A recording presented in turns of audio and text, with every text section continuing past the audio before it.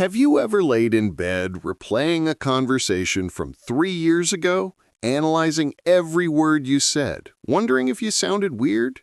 Or spent hours agonizing over a text message that should have taken 30 seconds to send? If your brain feels like a browser with 47 tabs open, all playing different songs, you're an overthinker.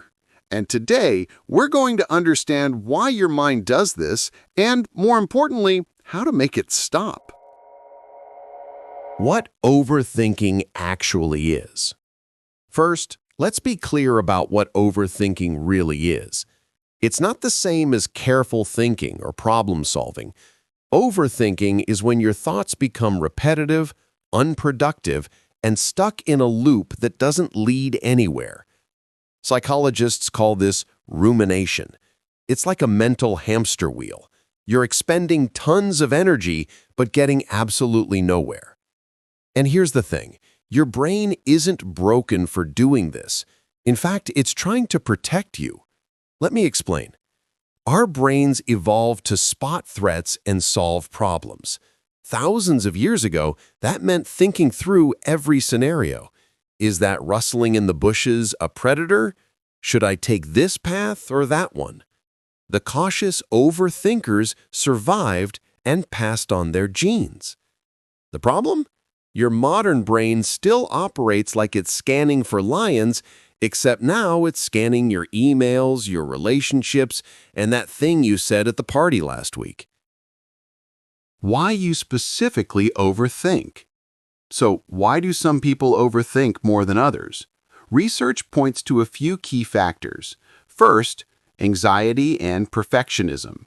If you have high standards for yourself or fear making mistakes, your brain goes into overdrive trying to predict and prevent every possible negative outcome. You're essentially trying to control the uncontrollable. Second, past experiences. If you've been criticized, rejected, or hurt before, your brain becomes hypervigilant.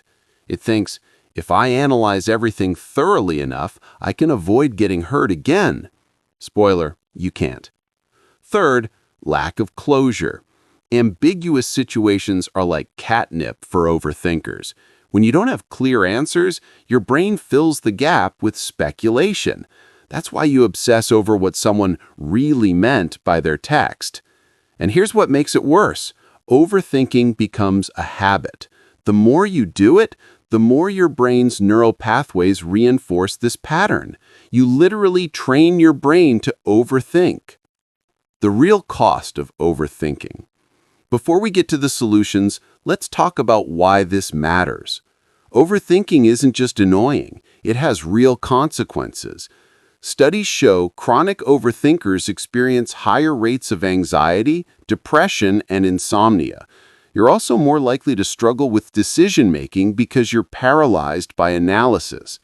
But here's the hidden cost. Overthinking steals your present moment. While you're busy rehashing the past or worrying about the future, life is happening right now, and you're missing it. How to actually stop. Okay, here's what you came for. Practical strategies that actually work. Strategy 1. Set a worry window. Instead of trying to stop anxious thoughts completely, which doesn't work, schedule 15 minutes a day to overthink deliberately.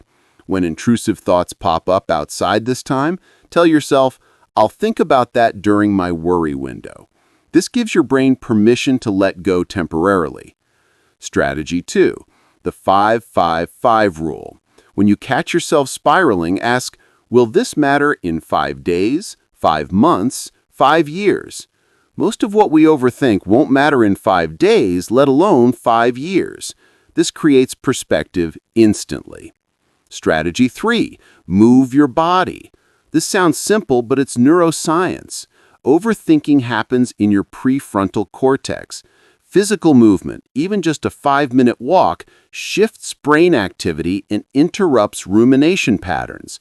Your thoughts literally can't loop as easily when your body is in motion. Strategy 4. The action rule. Here's a game changer.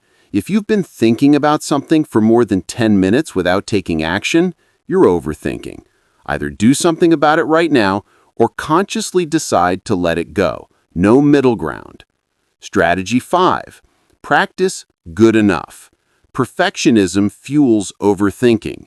Start practicing good enough in low-stakes situations. Send the text without rereading it 5 times. Make the decision with 80% of the information instead of waiting for 100%. You'll realize the world doesn't end.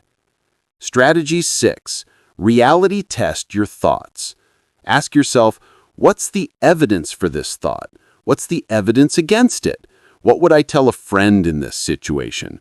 Often, we're much harsher and more catastrophic with ourselves than we'd ever be with others. In conclusion, look, you're probably not going to stop overthinking overnight. This is a pattern that's been years in the making. But here's the truth. You don't need to eliminate overthinking completely. You just need to manage it better. Start with one strategy from this video. Just one. Practice it for a week and notice what shifts.